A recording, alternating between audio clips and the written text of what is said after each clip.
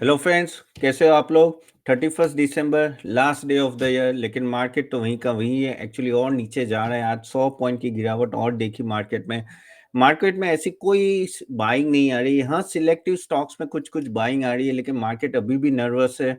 कैसा quarterly result आएगा next week से जो चालू होने वाला है, और किस तरह से एफआई सेलिंग रहेगी। यहाँ से एफआई सेलिंग आप देखो कि अभी वॉल्यूम बहुत कम है अक्रॉस द वर्ल्ड, बिकॉज 31 दिसंबर है तो अक्रॉस द वर्ल्ड काफी वॉल्यूम कम है। इंडियन मार्केट में भी वॉल्यूम कम था, इसलिए बहुत ही लो वॉल्यूम से खेल रहा था मार्केट।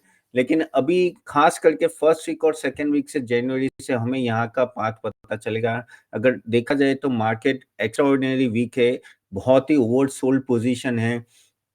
कोई भी अच्छी न्यूज आएगी ना तो मार्केट तुरंत ही ऊपर जाएगा जैसा दिख रहा है। लेकिन अगर क्वार्टरली रिजल्ट अच्छे नहीं आए तो आप देख सकते हो यहाँ से भी हम लोग नीचे जा सकते हैं। मे बी 500 पॉइंट 600 पॉइंट, ये हमें पता नहीं है, लेकिन बहुत कुछ डिपेंडेंट होगा क्वार्टरली रिजल्ट्स में। और एफआईआई भी क्या होता है कि ये because it's a year and, काफी एफआई की बाइंग सेलिंग बहुत कम होती है, वॉल्यूम कम रहता है, तो इसके वजह से अभी रिस्पेक्टेड, लेट्स सी क्या होता है।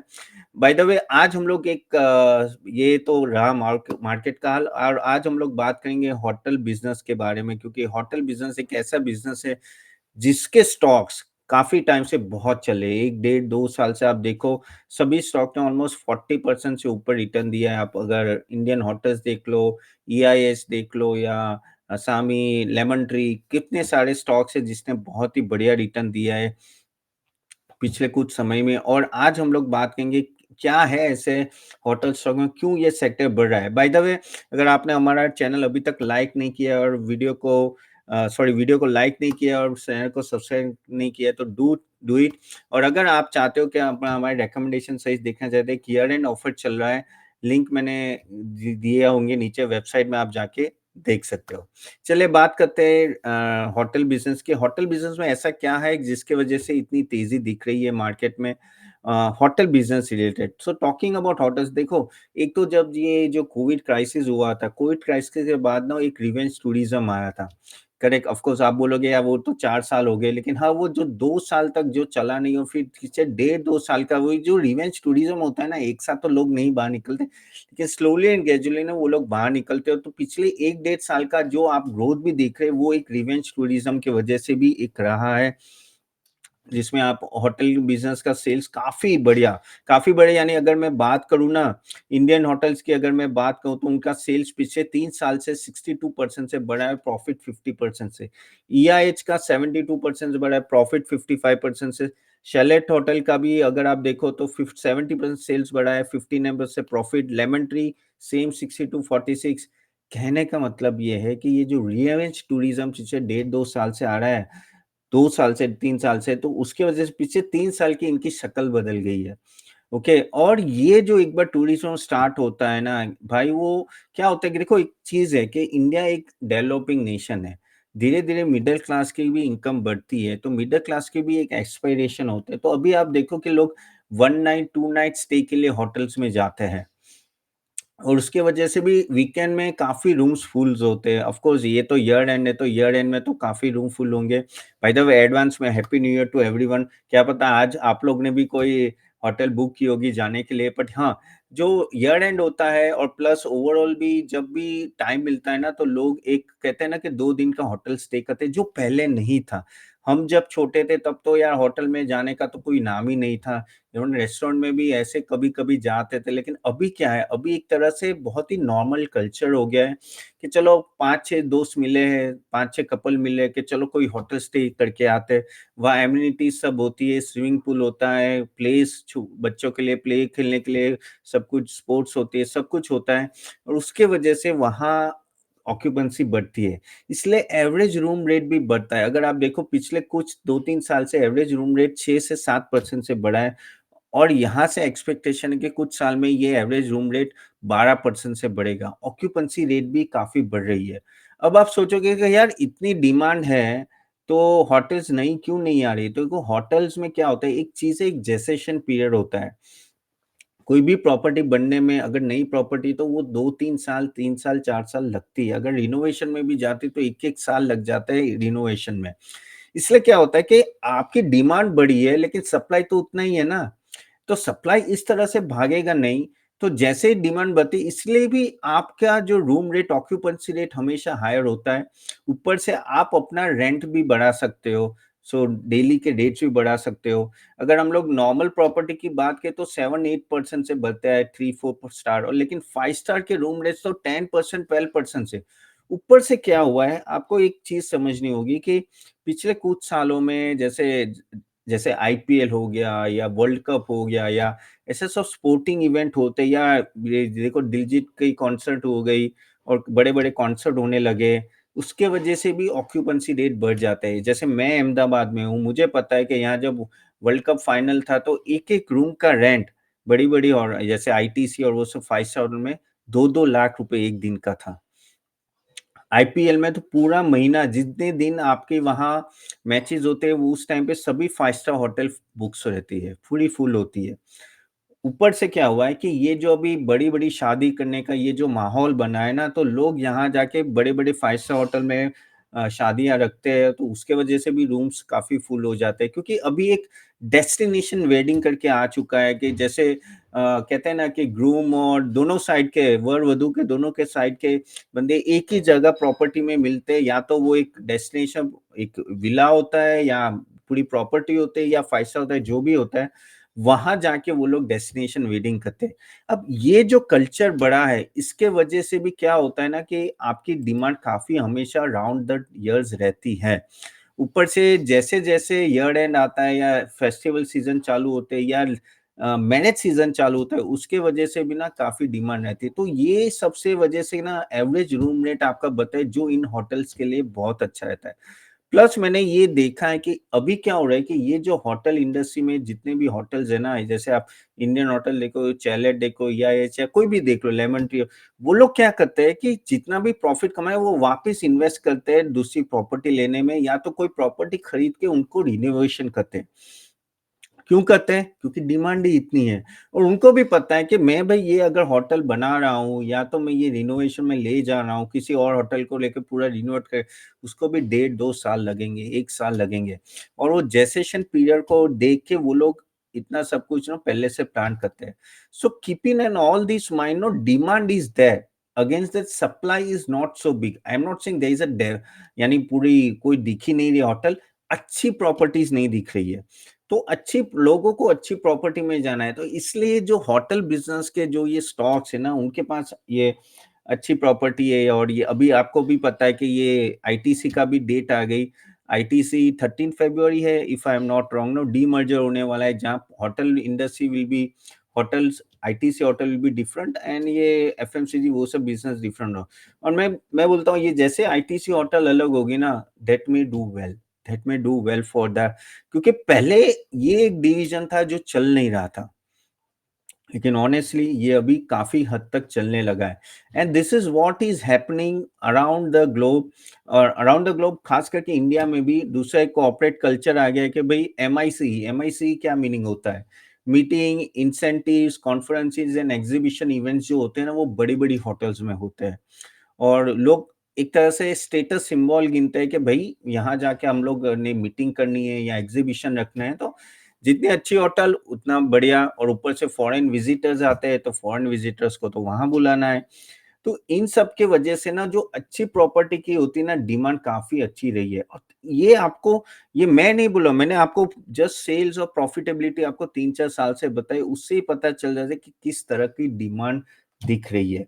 तो क्या ये डिमांड आगे बढ़ेगी? हाँ बढ़ेगी, क्योंकि we are still the fifth largest economy, हम लोग थर्ड लार्जेस्ट इकोनॉमी में जाने वाले हैं। तो तभी यार ये इकोनॉमी जैसे बढ़ेगी तो ये सब की डिमांड बढ़ेगी। और अभी जो साइकी है ना, देखो पहले क्या होता था, 5 स्टार होटल में खाना जाना, अरे यार 5 स्टार होटल में खाने जाना है, यानी कोई सोचता ही नहीं था।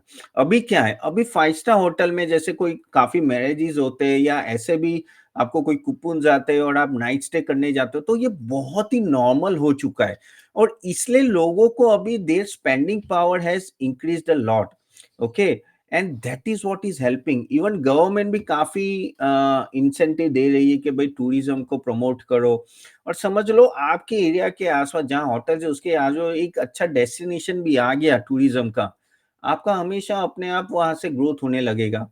correct? So this is what is happening currently in the hotel business, and this is going to stay. देखो ये जब ट्रेंड जब स्टार्ट होते हैं ना, ये ऐसा नहीं होता कि तुरंत ही रुक जाते, it will stay for some time. और ये ट्रेंड चालू हो चुका है इंडिया में।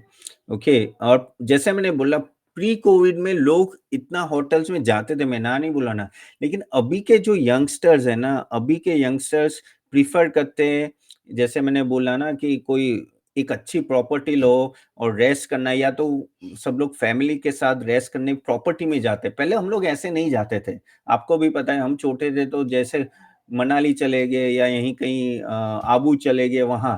लेकिन अभी लोग आबू के जगह के भाई वहां क्या करेंगे, यहाँ बेटर है, यहाँ कर जाओ और प्रॉपर्टी में जाओ, एंजॉय करो साथ में। जैसे अभी ये वीकेंड में, 2 वीकेंड पहले मैं मेरे दोस्तों के साथ, we were around 7 to 8 no couples, we were there in one hotel and it was a great property and we enjoyed a lot. So this type of जो ये जो changes आ रहे हैं ना, that is making this investment very very attractive।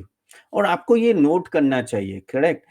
आप बोलोगे तो क्या रेस्टोरेंट में भी ये चीज है? अब रेस्टोरेंट की बात अलग है। देखो, दो चीजें, रेस्टोरेंट बनाना, खड़ा करना इतना डिफिकल्ट नहीं है जितनी प्रॉपर्टी खड़ी करना या होटल्स खड़ी करना। दोनों में जमीन आसमान का फर्क है। 300 रूम, 200 रूम, 100 रूम को बिल्डअप करना रातों रात नहीं होता है।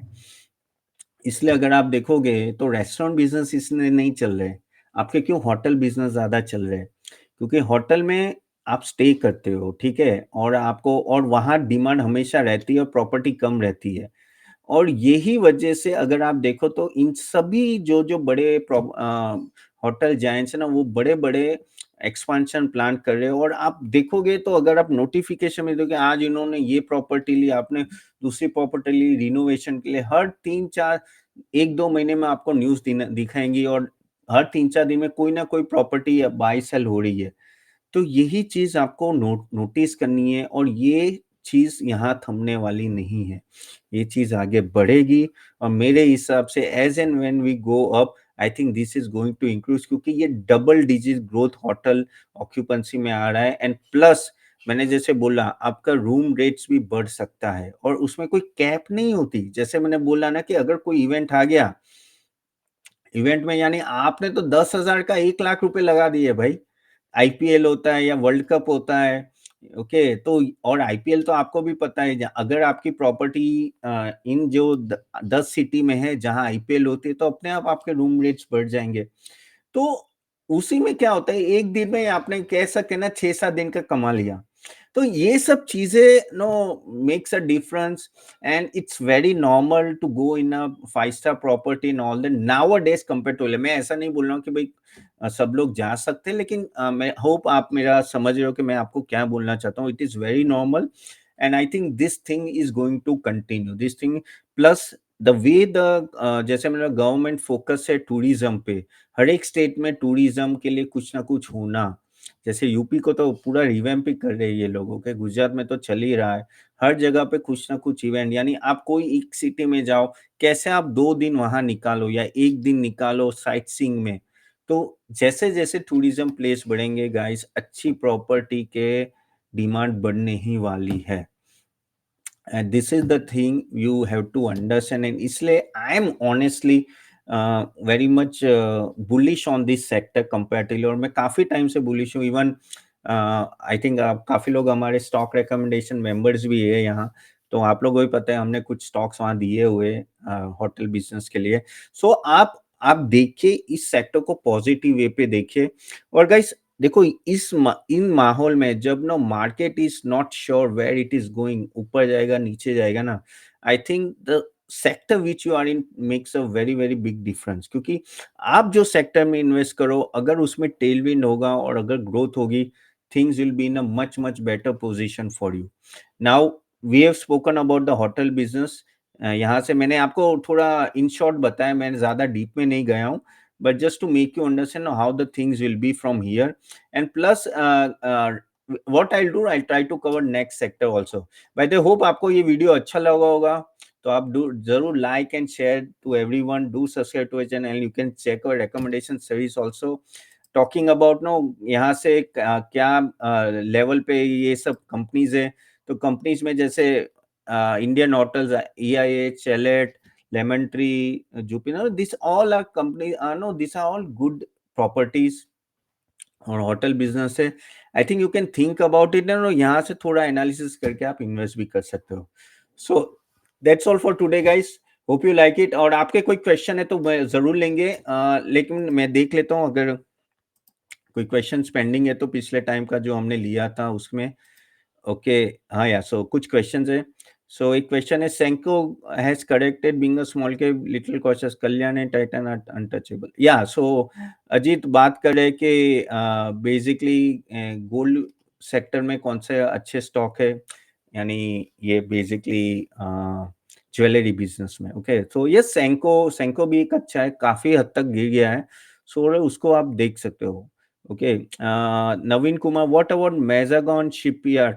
मेजागॉन शिपयार्ड नवीन, ओवरऑल अगर आप देखो उनको कॉन्ट्रैक्ट भी अच्छा मिल रहा है और मेरे हिसाब से ना ये स्टॉक स्ट्रांग है, उसमें कोई डाउट नहीं है. I think as a investor no you should, if अगर आपने इन्वेस्टेड ऑलरेडी हो तो आप प्लीज बने रहे इसमें. मुझे कोई प्रॉब्लम नहीं दिख रही है, बस थोड़ा टाइम लगेगा रिकवरी होने में, but yes overall it's a good business. Chetan Mehta, super information. Thanks, Chetan. Then Srinivas, thanks for the information. Achal, by the way guys, अगर आपने देखा होगा तो कम्युनिटी में और रोज 7 या 8 बजे के बीच में ना मैं दूसरे दिन का आउटलुक देता हूँ या ओवरऑल आउटलुक मार्केट का देगा. अगर आप नहीं देख रहे हो तो प्लीज वो कम्युनिटी में जाके देख सकते हो. उसके लिए आपको ऑफकोर्स सब्सक्राइब करना पड़ेगा चैनल को. प्लीज जाके देखिए. अगर आप चाहते हो कि आपको टेलीग्राम में भी चाहिए तो हमें लिंक दिया नहीं है नीचे, उसको भी आप क्लिक करके बेसिकली ऐड हो सकते हो. ओके. देन दूसरा है कि व्हाट अबाउट, राहुल बोल रहे कि व्हाट अबाउट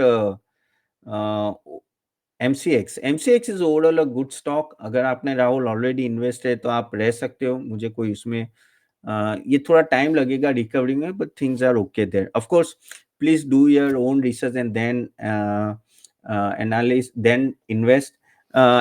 एच कोहली 447 बोल रहे हैं कि प्लीज शो होटल सेक्टर. तो एच कोहली 447 आपकी फरमाइश थी तो इसलिए हमने आज होटल सेक्टर बेसिकली कवर किया है. Good sector to invest and you can go and check it out. चलेगा, इसको यहाँ तक रखते हैं. So thank you very much for attending this session and hope video अच्छा लगा and I'll see you soon tomorrow. Bye bye.